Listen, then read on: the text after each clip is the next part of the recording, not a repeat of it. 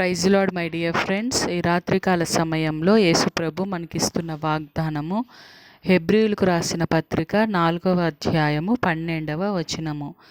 దేవుని వాక్యము సజీవమై బలము కలదై రెండంచుల గల ఏటు వంటి ఖడ్గము కంటెను వాడిగా ఉండి ప్రాణాత్మలను కీళ్లను మూలుగను విభజించునంత మట్టుకు దూరుచు హృదయము యొక్క తలంపులను ఆలోచనలను శోధించుచున్నది. ఆమెన్.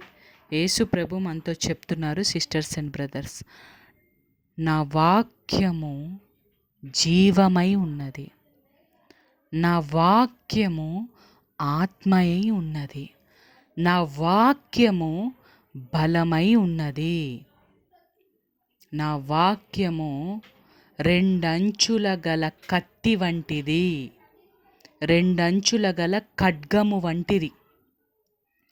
మీరు నేనిచ్చిన పరిశుద్ధ గ్రంథములోని వాక్యములు మీరు చదువుతూ ధ్యానిస్తూ ఉంటే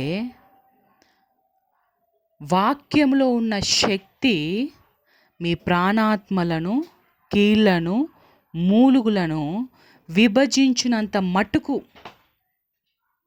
మీ బాడీలోనికి వెళ్ళిపోతుంది. నా వాక్యంలో ఉన్న శక్తి. మీరు అనుకోవచ్చు, వాక్యము శరీరంలోనికి ఎలా వెళ్తుంది అని మీరు అనుకోవచ్చు. నా వాక్యము శక్తి కలిగినది. మీకు తెలియదు, మీరు వాక్యము ధ్యానిస్తుండగా శక్తి అనేది మీ శరీరంలోనికి రిలీజ్ అవుతుంది. మీరు వాక్యము చదువుతుండగా నా వాక్యము బహువేగంగా పరిగెత్తుతుంది మీ శరీరంలోనికి.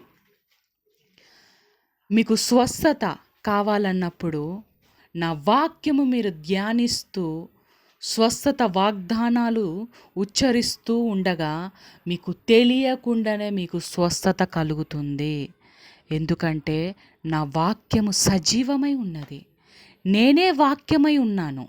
మీరు వాక్యం ధ్యానిస్తుండగా నేనే మీ శరీరంలోనికి అద్భుత కార్యములను, నేనే మీ యొక్క శరీరంలోనికి ఆశ్చర్య కార్యములను చేస్తాను. మీ యొక్క హృదయంలోని తలంపులను ఆలోచనలను కూడా నా యొక్క వాక్యము కనిపెట్టి మిమ్మల్ని సరైన మార్గంలోనికి నడిపిస్తుంది.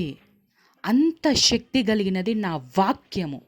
మీరు చదవండి, ధ్యానించండి, ఆశీర్వాదం పొందుకోండి.